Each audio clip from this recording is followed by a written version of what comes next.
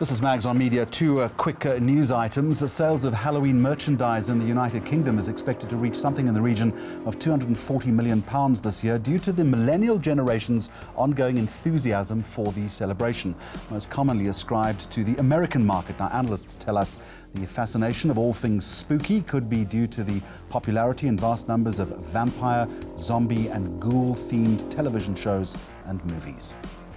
And comedian Sarah Silverman's landed herself in hot water with the transgender community in the United States, all because of a campaign for the Equal Payback Project.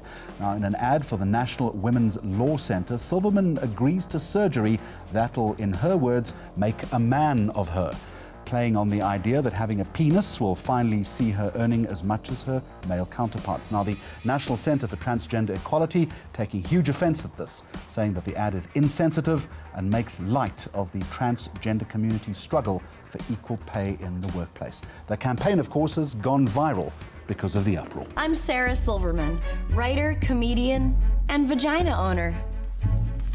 Women make up almost half the working population, yet we typically earn just 78 cents to every dollar a man makes in almost every profession, like doctors, lawyers, teachers, miners, and even the oldest profession of them all, tailors. Every year, the average woman loses around $11,000 to the wage gap.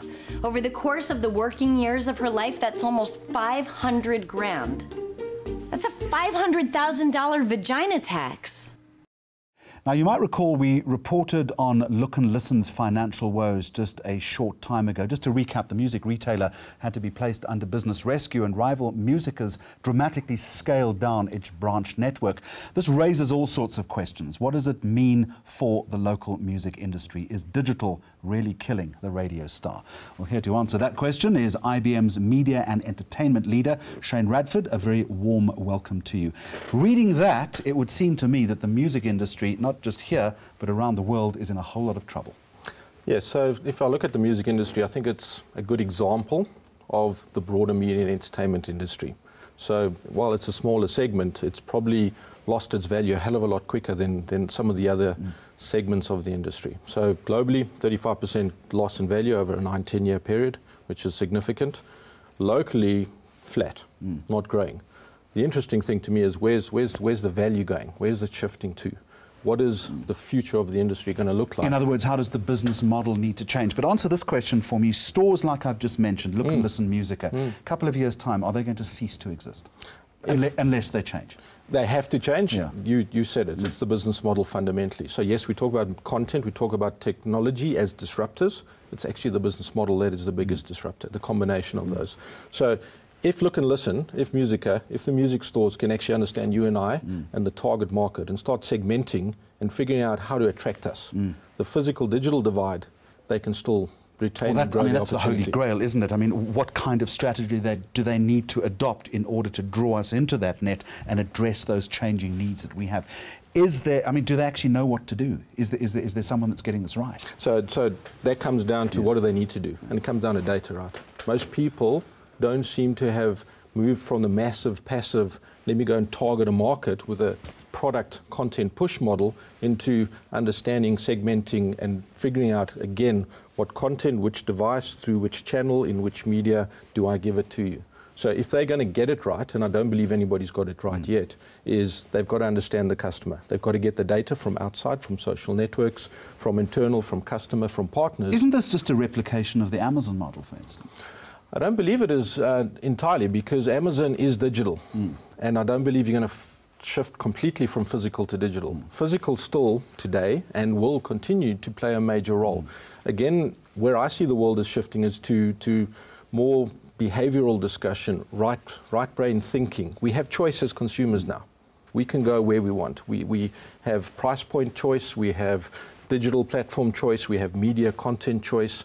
So with that, the companies have to shift their model and start understanding, again, how do they get to us? Amazon, again, is mainly digital. I still like to walk into a store. I still like to have that physical experience. So you're not going to go away from it completely. As you say, it's crossing that divide between the physical experience, the tactility, and engaging online. So when do I go to a store? And then when I'm in the store, can I have a digital experience? When I'm in a digital world, how do I have a physical experience, and how do I bring that to a live experience? How do I go to a rugby game or a live concert and have that digital experience as well together? So that chasm, that omni-channel discussion, that multi-experiential conversation is where it's at. I want to rewind it back to this phrase data that you talk about, big data. There's this tsunami, this avalanche of data in all aspects of commercial life these days. The reality is that there's too much of it, and that often brands simply don't know how to engage with it, interpret it, and then use it. Is there a way of simplifying the big data equation in that respect? So it all starts with profiling. Again, the old days is let me go and get everything, analyze it, and decide what to do. If I can profile my audience, and that is, it's doable, it's all there, it's available, IBM, Watson, cognitive, big data processing platforms, you can take the big stuff very quickly now, and I can understand and profile. So who am I, what do I like, what do I dislike? The second part of that is bringing it into analyzing it and predicting and making that real. So bringing it into the real-time conversation. That's where the opportunity lies. So again, if I'm engaging right now, watching a movie, and there's an advert promoting a product, if I know who I'm talking to, the audience, not just the consumer, the guy paying the money, the audience, and I can target the right stuff there and then, personalized advertising, personalized marketing and communication, we've got an opportunity. I remember those good old days of vinyl records, and they are making a comeback, my friend. They are. Thank you very much for joining us. Shane Radford, IBM media and entertainment leader. That is our program for this week. For more on the show, you can follow us on Facebook. We also have an active Twitter account. Goodbye to you, and thank you for watching.